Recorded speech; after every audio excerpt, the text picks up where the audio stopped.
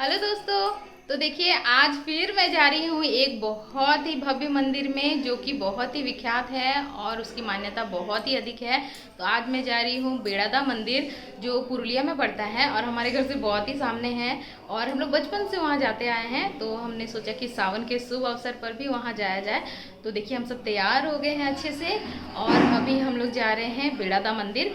उसकी मान्यता ये है कि वो अपने आप निकला हुआ है और दिन प्रतिदिन वो बढ़ते जा रहा है। इतना बड़ा शिवलिंग आपने कहीं भी देखा होगा, शायद इतना बड़ा शिवलिंग होगा, बहुत ही बड़ा, और वो जो है वो बढ़ ही रहा है दिन प्रतिदिन। तो ये बहुत ही रोचक होने वाला है। आप लोगों को भी दिखाते हैं बेड़ादा मंदिर। तो देखिए हम सब यहाँ पे रेडी हो गए हैं और गुड़िया को देखिए कितनी प्यारी है, वो अपना बैग खुद से लेके जा रही है। ये बहुत ही सौभाग्य की बात है कि मुझे फिर से एक बहुत ही प्रसिद्ध मंदिर में जाने का मौका मिल रहा है और उससे भी बड़ी बात है कि हम पूरे फैमिली मेम्बर मिल के पूजा करने वाले हैं। सावन में ऐसा सौभाग्य मिला, ये भगवान की असीम कृपा है। तो टाटा से इस मंदिर की दूरी 70 किलोमीटर की है। आपको पहले जमशेदपुर से चांडिल आना पड़ेगा, चांडिल से बलरामपुर और बलरामपुर से बस थोड़ी दूर आगे पर ये मंदिर है। और ये मंदिर खोने का तो कोई बात ही नहीं है क्योंकि ये मेन हाईवे में है, NH32 में ही ये मंदिर पड़ता है। इस रास्ते से आप जैसे ही गुजरेंगे तो आपको सामने में ही ये मंदिर दिख जाएगा। कोई भी गाड़ी यहाँ से पार होती है तो थोड़ी देर के लिए ही सही रुकती है, लोग प्रणाम करते हैं, उसके बाद फिर आगे जाते हैं। यह मंदिर शिव को समर्पित है। इस मंदिर को बाबा पातालेश्वर धाम भी कहा जाता है। सावन में यहाँ पे दूर दूर से कावड़िया आते हैं जल चढ़ाने के लिए। चांडिल के जोयदा मंदिर से बेड़ादा मंदिर तक की पैदल यात्रा की जाती है और स्वर्ण रेखा से जल उठा के यहाँ अर्पित किया जाता है। श्रद्धालु यहाँ पे 10 घंटे का पैदल सफर करते हैं। इस गांव का नाम है भालिका। और बात करते करते देखिए हम मंदिर भी पहुँच गए हैं। तो चलिए यहाँ पे नारियल, फूल, पुष्प वगैरह खरीद लेते हैं और यहीं पे आपको सारे दुकान मिल जाएंगे।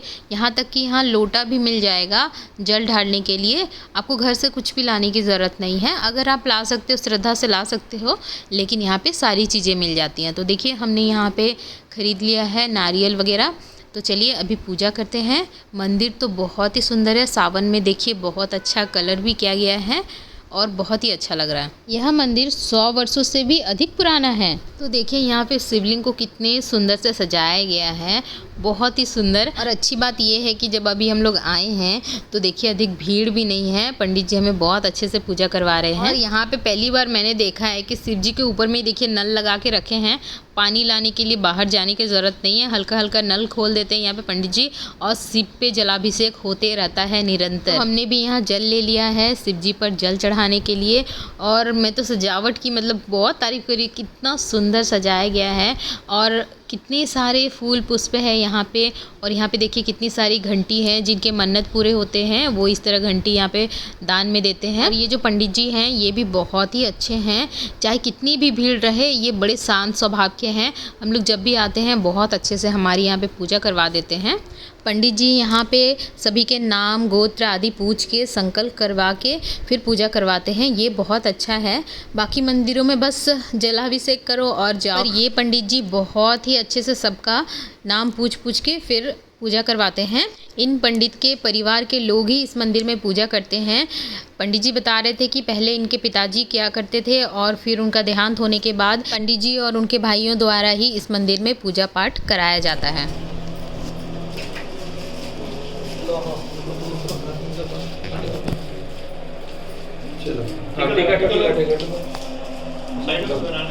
चलो तो देखिए हमारा पूजा होने के जस्ट बाद आप पीछे भीड़ देख सकते हो, कितनी अधिक भीड़ हो गई। और जब हम आए थे बड़े शान से अच्छे से हमने पूजा की। तो चलिए बाकी मंदिरों में भी दर्शन करते हैं। देखिए यहाँ पे कितनी सुंदर सुंदर प्रतिमाएं लगी हैं, जितने भी देवी देवताएं हैं आपको सभी की प्रतिमाएं यहाँ पे मिल जाएंगी और वो भी बहुत ही सुंदर।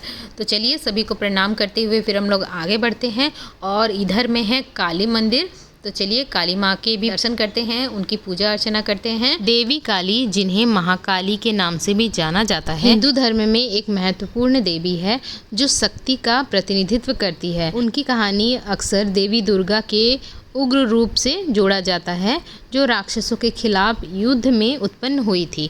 तो आज हम आए हैं इसी देवी काली की पूजा अर्चना करने देवी काली को ये लाल फूल बहुत ही अधिक पसंद आते हैं।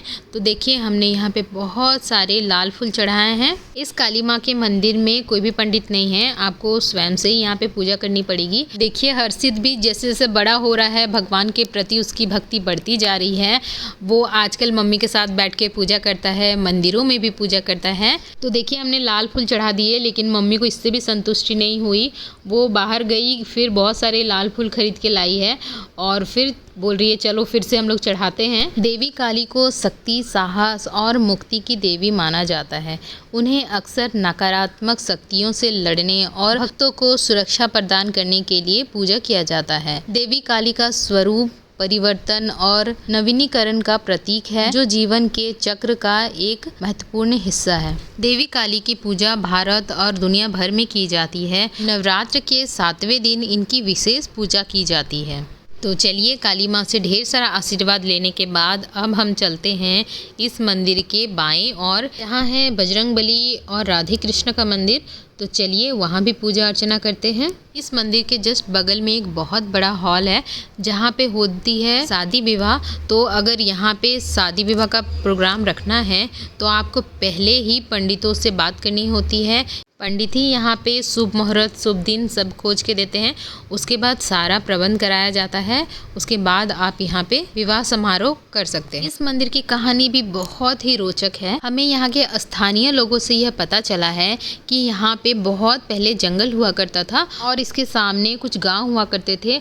वहाँ का एक व्यक्ति रोज यहाँ आता था और इस पत्थर पर अपने कुल्हाड़ी को घिस के उसे चिकना करता था ताकि वह उससे अच्छे से लकड़ी काट सके। तो वह प्रतिदिन यही करता था। एक दिन शिव भगवान बहुत क्रोधित हो गए और अपना विकराल रूप दिखाया, तो वो डर के यहाँ से भाग गया। इस बात को उसने गांव में बताया। सारे लोग डर के इस बात पर बहुत चर्चा करने लगे। ऐसे ही कुछ दिन बीतता गया। एक दिन एक चरवाहा ने नोटिस किया कि उसकी गाय अपने झुंड में नहीं है, वो कहीं अलग चली जाती है। तो उसका पीछा करते हुए वह चरवाहा गाय के पीछे आया और देखा कि एक झाड़ी पर गाय खड़ी हो जाती है और अपना दूध गिराती है। फिर वह चरवाहा उस गाय को वहाँ से हटाता है और देखता है कि बहुत बड़ा शिवलिंग है यहाँ पे। तो वो सारे गांव वालों को बुलाते हैं और सभी मिलके यहाँ पे एक मंदिर का निर्माण करवाते हैं। इतना बड़ा शिवलिंग इससे पहले किसी ने भी नहीं देखा था। आप कहीं भी जाओ आपको छोटे छोटे शिवलिंग ही मिलेंगे, लेकिन ये एक पहला मात्र शिवलिंग ऐसा है जो 100 सेंटीमीटर से भी अधिक ऊंचा है। यही इसकी खास विशेषता है और यह एक जागृत मंदिर है। इसे स्थापित नहीं किया गया है, ये स्वयं से उदय हुआ है, इसलिए भी यहाँ पे इसकी मान्यता बहुत अधिक हो जाती है और भक्तों की मनोकामना अवश्य पूरी होती है। तो बजरंगबली और राधे कृष्ण मंदिर में अच्छे से हमने पूजा कर लिया। अब हम लोग चलते हैं नंदी बाबा के दर्शन के लिए और नंदी बाबा के कानों में बहुत सारी मनोकामनाएं मांगते हैं और इनकी पूजा करते हैं। तो चलिए अभी हम लोग अगरबत्ती जलाते हैं यहाँ पे। तो हमारी पूजा यहाँ पे बहुत अच्छे से संपन्न हो गई। पंडित जी ने बहुत अच्छे से नाम गोत्र लेके बहुत अच्छे से पूजा करवा दिया है। तो चलिए पंडित जी को कुछ दक्षिणा देते हैं और यहाँ पे बाहर में भी बहुत सारे लोग बैठे रहते हैं, उनको भी कुछ दक्षिणा दे देते हैं। भगवान शिव को ऐसे ही भोले भंडारी नहीं कहते, वो बहुत ही भोले हैं। वो उनको किसी भी फूल पुष्प भोग की आवश्यकता नहीं होती है, सिर्फ आपका साफ मन देखते हैं। अगर आप साफ मन से एक बेलपत्ता भी उन पर चढ़ा देते हैं तो वो ऐसे ही खुश हो जाते हैं। उनको पाने का सबसे अच्छा उपाय ये है कि आप अपने मन को निस्वार्थ भाव से सच्ची श्रद्धा और समर्पण के साथ उनकी पूजा करें। तो मेरी पूजा तो यहाँ बहुत ही अच्छे से संपन्न हो गई है और आप लोगों से भी कहना चाहूँगी कि आप लोग भी सावन में इस मंदिर में एक बार ज़रूर पधारें।